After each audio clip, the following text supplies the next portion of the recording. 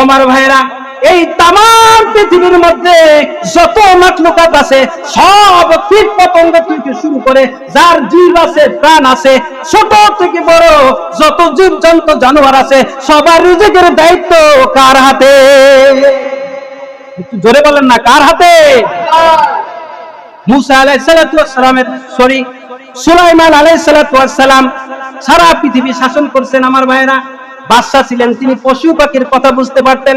একদিন বিকালে, পরন্তু বিকালে তিনি বের হয়েছেন, হাঁটতে হাঁটতে একটা নদীর কিনারায় তিনি আসছেন। কে? সুলাইমান আলাইহিস সালাতু ওয়াস সালাম সারা পৃথিবীর শাসক ছিলেন এবং আল্লাহ রাব্বুল আলামিন তাকে এমন জ্ঞান দান করেছিলেন যে তিনি পশু পাখি বাতাস সমস্ত কিছুর ভাষা তিনি বুঝতে পারতেন।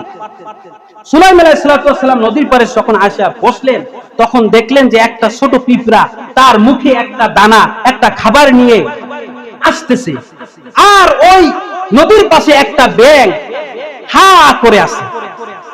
পিঁপড়াটা যখন ওই খাবারটা নিয়ে যখন ওই নদীর কিনারে আসলো, আর ওই ব্যাঙটাকে দেখে নদীর ভিতরে ঝাঁপ দিল, আমার ভাইয়েরা সঙ্গে সঙ্গে ওই ব্যাঙটা ওই পিঁপড়াটাকে গিলে ফেললো। আর সঙ্গে সঙ্গে সুলাইমান আলাইহিস সালাতু ওয়াস সালাম দেখলেন যে ব্যাঙটা ডুব দিল।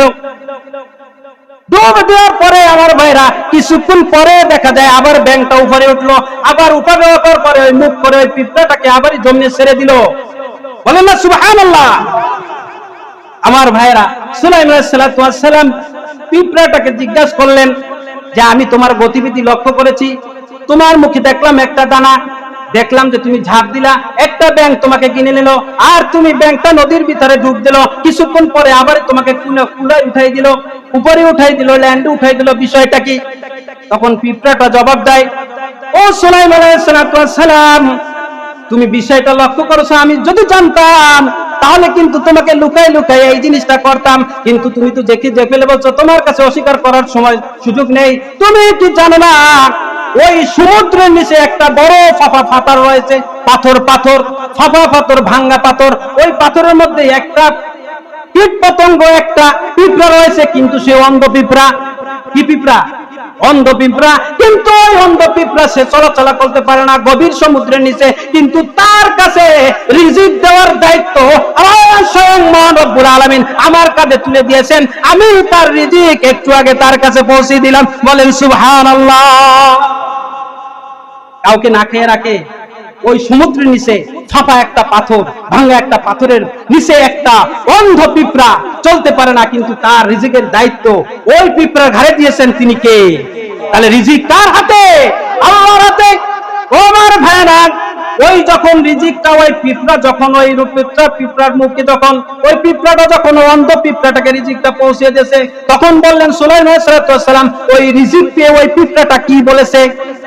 ঘটনার মধ্যে, কিতাবের মধ্যে বলে, ওই পিঁপড়াটা তখন ওই রিজিক খাওয়ার বলে, ইয়া মান লা ইয়ানসানি ফি জাওফি হাযিহি সখরাতি তাহতা হাযিহি লাদ্দাতি লা তানসা ইবাদাকাল মুমিনিনা তারহামু। আল্লাহু আকবার। ওই পিঁপড়াটা ওই খাদ্যটা পেয়ে আনন্দে আল্লাহ রাব্বুল আলামিনের তাসবিহ বলতেছে, আর বলতেছে, ওই সত্তা, ওই আল্লাহ যিনি আমাকে এই কঠিন সমুদ্রের মধ্যে, গভীর গহীন সমুদ্রের মধ্যে আমাকে ভুলে যায় রে, আমার রিজিকের ব্যবস্থা করেছে, আমি তার প্রতি খুশি। এই জন্য আমি এই কঠিন পাথরের মধ্যে, গহীন পানির মধ্যে এবং এই বড় পাথরের মধ্যে থেকেও আমার কথা সে ভুলে যায় নাই, আমার রিজিকের দায়িত্ব দিয়েছে, সুতরাং আমি তার প্রতি অকৃতজ্ঞ হব না। ঘটনা। তাহলে রিজিকের দায়িত্ব আল্লাহর হাতে না বান্দার হাতে? আরে বান্দার হাতে থাকলে রিজিক কোনোদিন বান্দা খাওয়াইতে পারতো না। আরে বাপ যখন ছেলের কথা ছেলে যখন বাবার কথা শোনে না, যখন একটু আউল ফাউল চলে, চলাফেরা করে, গাঞ্জা খায়, মদ খায়, গাঁজা খায়, ইয়াবা খায়, ট্যাবলেট খায়, কত কিছু খায়, আমার ভাইয়েরা তখন জ্বালাতনে বাবা বলে, তোর দায়িত্ব আমার নাই, তোকে আমি ত্যায্য করলাম, কারণ তুই আমার খাইয়া তুই আমার আনুগত্য করো না। কিন্তু রব্বুল আলামিন এই পৃথিবীতে কত কোটি লোক আছে, কয়জন আল্লাহর শুকরিয়া করে, কয়জন নামাজ পড়ে, কয়জন আল্লাহর তাসবিহ করে? আল্লাহ বলেন, আমি যখন সৃষ্টি করেছি রিজিকের দায়িত্ব স্বয়ং আমার হাতে নিয়ে নিয়েছি। এই জন্য রিজিকের পিছনে না ছুটে, রিজিক যিনি দেন তার প্রতি আপনি ছুটেন, তাকে খুশি করেন, তার হুকুম মানেন, রিজিক অটোমেটিক্যালি আল্লাহ রাব্বুল আলামিন আপনার জন্য বরাদ্দ করে দেবেন। বলি সুবহান। আমার ভাইয়েরা, 2 মিনিটের মধ্যে শেষ করে দেব। রিজিকের দায়িত্ব যে আল্লাহর হাতে, এটা আল্লাহ রাব্বুল আলামিনের কাছে হযরত মূসা আলাইহিস সালাতু ওয়াস সালাম একদিন জিজ্ঞাসা করলেন, আল্লাহ তুমি এই পৃথিবীতে সমগ্র মানুষকে কিভাবে খাওয়াও, কিভাবে তুমি রিজিক পাঠাও, কিভাবে তুমি রিজিকের দায়িত্ব নিয়েছো? ওই কঠিন গহীন সমুদ্রের মধ্যে যে পাথরের সাথে পাথর নুড়ি খাই, সেখানে যে একটা কীট আছে, সেখানে যে একটা পতঙ্গ আছে, সেখানে যে একটা পিঁপড়া আছে, তুমি এই দায়িত্ব কিভাবে নাও, সেখানে কিভাবে খাবার পৌঁছাও? মূসা আলাইহিস সালাতু ওয়াস সালাম আল্লাহর সাথে সরাসরি কথা বলছে, ঠিক কিনা? ওয়াকাল্লামাল্লাহু মূসা তাকলিমা। খুব বড় নবী ছিলেন, এরা নবী ছিলেন। কাহিনী অন্যদিকে যাব না আমার ভাইরা। মূসা আলাইহিস সালাতু ওয়াস সালাম আল্লাহর সাথে কথা কইতেন, ছাড়তেন না জোরে। আল্লাহ তুমি আমাকে দেখাই দাও, বুঝাই দাও। যে জামানায় যা দরকার সেই মুজিজা দিয়ে আল্লাহ রাব্বুল আলামিন সেই নবীদেরকে প্রণয়ন করেছেন। ওই মূসা আলাইহিস সালাতু ওয়াস সালামের জামানায় বনি ইসরাইলদেরকে সাইজ করার জন্য, সোজা করার জন্য লাঠি দরকার ছিল। এই জন্য আল্লাহ রাব্বুল আলামিন তাদেরকে সাইজ করার জন্য লাঠি দিয়েছেন। আল্লাহ রাব্বুল আলামিন বলে, মূসা তোমার হাতে কি? বলে, কে একটা লাঠি। তুমি কি আমি কিভাবে রোজ রিজিক পৌঁছাই তুমি দেখতে চাও? বলে হ্যাঁ। তাহলে বলে যাও অমুক পাহাড়ে যাও, অমুক পাহাড়ে দেখো বিশাল একটা পাথর আছে। বলছে হ্যাঁ আছে। তাহলে তুমি বিসমিল্লাহ বলে বাড়ি মারো।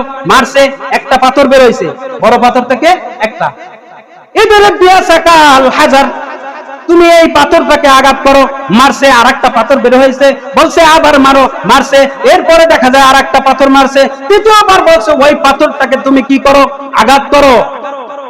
তৃতীয় পাথরে আঘাত করার পরে যখন ভেঙে গেছে, আমার ভাইয়েরা, যারা পরিমাণ একটা কীট, তার মুখে সুশুভ তৃণ নিয়ে, খাবার নিয়ে সে আল্লাহর তাসবিহ করতেছে। বলি সুবহানাল্লাহ। আমার ভাইয়েরা, শুধু তাই নয়, ওই কীটটা তাসবিহ পড়ে আর আল্লাহর প্রশংসা করে, আল্লাহর জিকির করে। মূসা আলাইহিস সালাতু ওয়াস সালাম কান দিয়ে শুনে কি বলতেছে।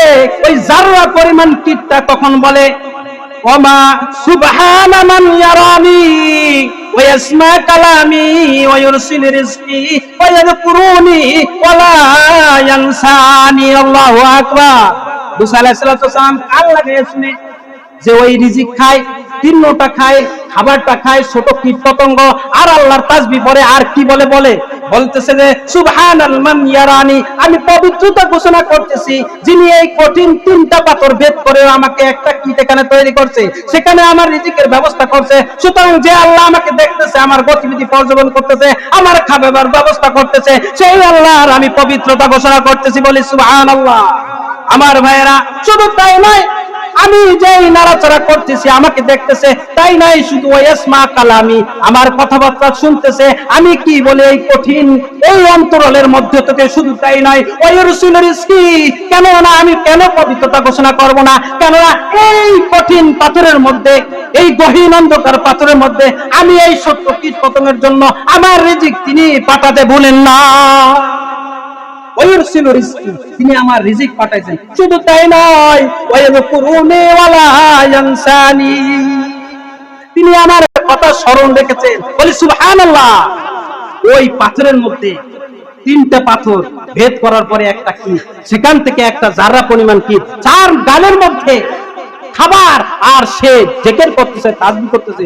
তারপর শেষে বলতেছে ওয়ায়াযকুরুনি ওয়া লা ইয়ানসানি, যে মহান আল্লাহ আমাকে এখানে সৃষ্টি করেছেন, এই পাথরের মধ্যে সেই আল্লাহ আমাকে বলে নেই, তিনি আমার কথা স্মরণ করেছে। বলি সুবহানাল্লাহ।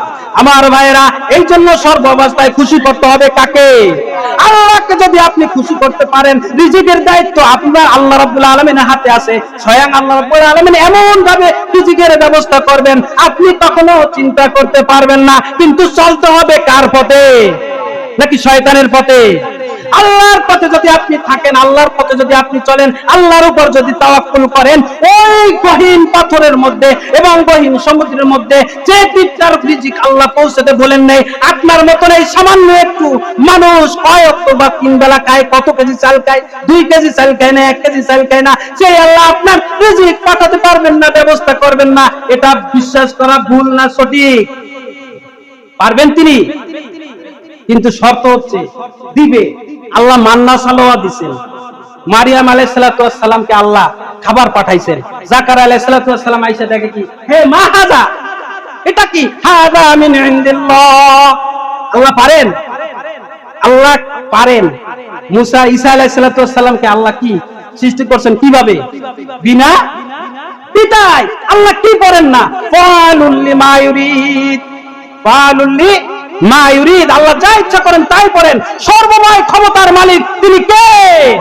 সেই আল্লাহর প্রতি যদি আপনি তাওয়াক্কুল হন, মুতাওয়াজ্জিহ হন, রিজিকের ব্যবস্থা যিনি সহজ করে দিবেন তিনি কে?